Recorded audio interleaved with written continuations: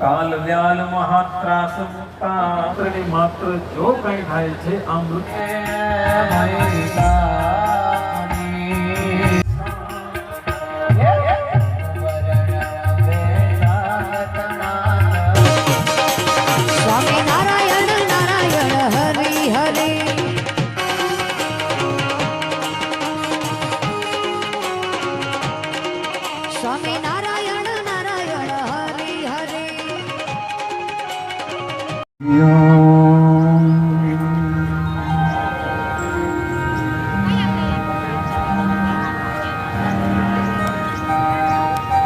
આજના વક્તા પૂજ્ય પુરાણી સ્વામી ભક્તિ વિહારીદાસજી શ્રીમદ સત્સંગી જીવન કથાનું રસપાન કરાવશે.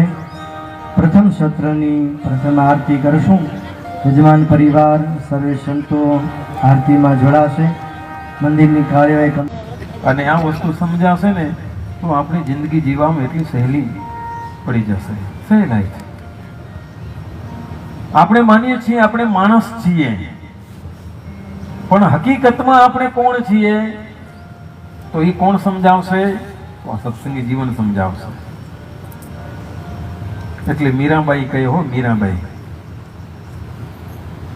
આત્માને ઓળખ્યા વિના રે ભવના ફેરા નહીં તો મોટે. બ્રહ્મણાને ભાગ્યા વિના રે આ લખ 84 નહીં તો ટળે. કાગડો ને બગલો કોયલ ને કાગરે રંગે રૂપે એક છે હાજી. હારે તો બોલી થકી ઓળખાય રે આત્માને ઓળખ્યા વિના રે ભવના ફેરા હે નહીં તો મટે. ત્યાં સુધી માણસને જિંદગી જીવી બહુ ભારે પડી જાય છે. એટલે જ એમ કહે છે કે અમે માયામાં બંધાઈ ગયા છીએ, માયામાં બંધાઈ ગયા, સંસારમાં બંધાયેલા, હવે ખોટું કરવું જ પડે, ક્યાં જવું? એવું નથી બાબા, એવું નથી. પોતે પોતાને નથી ઓળખતો એટલે એને જિંદગી જીવવામાં આ મુશ્કેલી આવે છે. મહારાજે વચનામૃતમાં ખુલાસા કર્યા છે કે ભગવાનના ભક્તને કોઈ દિવસ માયા નડતી નથી. માયા કોને નડે છે? કે જેને ભગવાનનો આશરો નથી એને. આના ઉપરથી એવી ચોખવટ થાય છે કે જો આપણે નડતી હોય તો આપણે ભગવાનના આશ્રિત બન્યા યસ નો નથી. મહારાજના શબ્દ પ્રમાણે હો. પોતે પોતાને ઓળખવા માટે હું કોણ છું તો ઓળખવનાર જો હોય તો આ સત્સંગી જીવન શાસ્ત્ર છે. ભગવાન શું તત્વ છે, બ્રહ્મ શું તત્વ છે, ઈશ્વર શું તત્વ છે, તો દરેકના રૂપને જાણવામાં, એને સમજવામાં આ શાસ્ત્ર એક સૂર્ય સમાન બતાવેલું છે. શ્રવણેનાસ્ય શાસ્ત્રસ્ય બુધ્યતે શ્રુતભીજનૈઃ રહસ્યં સર્વશાસ્ત્રાણાં યથાર્થે નાતિ દુર્ગમં. એતન્ મતો હરિ શ્રુત્વા શ્રી મુખેનથમબ્રવીત રમણીયમિદં શાસ્ત્રં સર્વશાસ્ત્ર શિરોમણિઃ. આ સર્વશાસ્ત્રમાં શિરોમણિ શાસ્ત્ર છે. એનું કારણ એ છે કે મહારાજ પોતાના મુખેથી આ શાસ્ત્રની પ્રશંસા થયેલી છે. આ શાસ્ત્રને સ્વામિનારાયણ ભગવાને પોતાના મસ્તક ઉપર મૂકી અને ગોપીનાથજી મહારાજની પ્રદક્ષિણા કરેલી છે. એટલા માટે સતાનંદ સ્વામી એમ કહે છે કે આ શાસ્ત્રમાં પ્રગટ ભગવાનની ઉપાસના સમાયેલી છે. સમજાય તો બીજા શાસ્ત્ર જો શું ને આમ પરોક્ષ રૂપે વાત કરતા હોય છે. વાત પ્રગટની જ કરતા હોય પણ પરોક્ષ રૂપમાં હોય.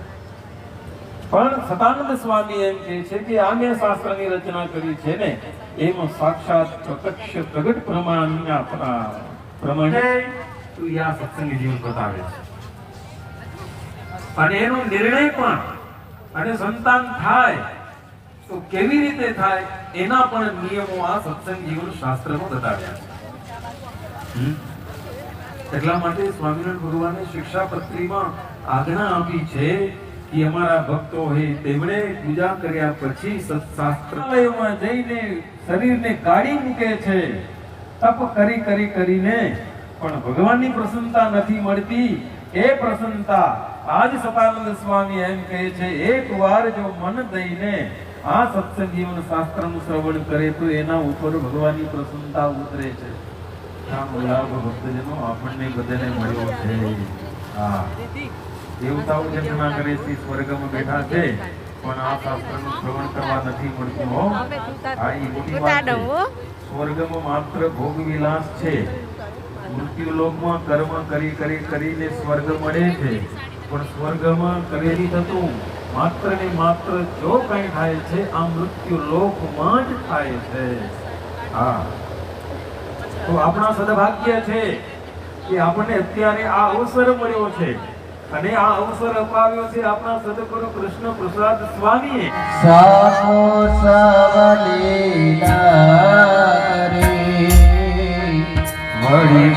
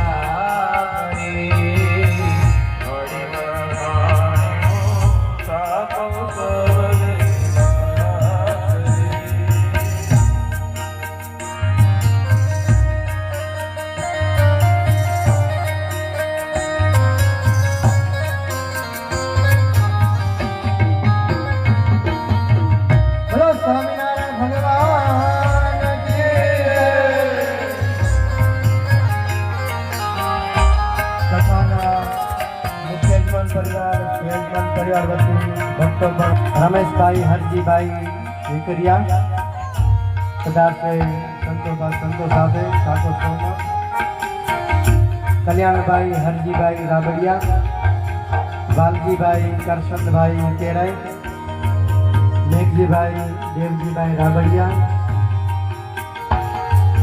સુરેશભાઈ લાલજીભાઈ ભુડિયા રામજીભાઈ વેલજીભાઈ ભુડિયા યજમાન પરિવાર યજમાન પરિવાર વચ્ચે બધા ભક્તો સંતો સાથે શાકોત્સવનો લાભ લે છે. બંને સંતો સાથે સમૂહ તસવીર પણ લેશે.